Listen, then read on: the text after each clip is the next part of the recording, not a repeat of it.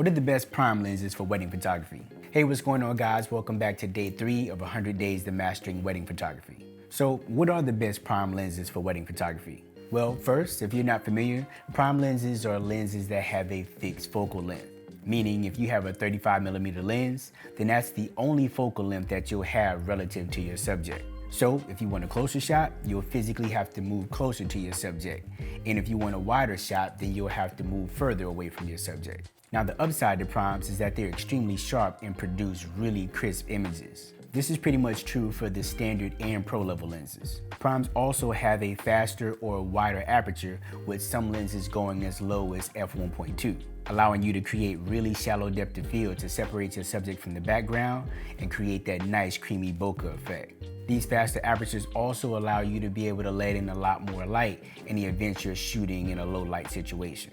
Generally, primes are fairly lightweight and sometimes they can be pretty small. Now, the most popular prime lenses for wedding photography are your 35mm, which you'll use for your more wide shots, your 50mm, also known as the Nifty 50, which you pretty much use for your standard shots throughout the day, and the 85mm, which is touted as the best portrait lens because of its compression.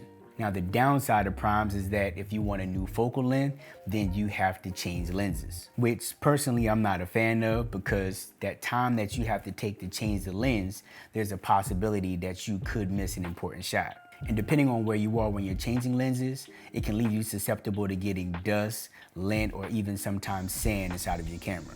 He's hungry. I'm hungry too.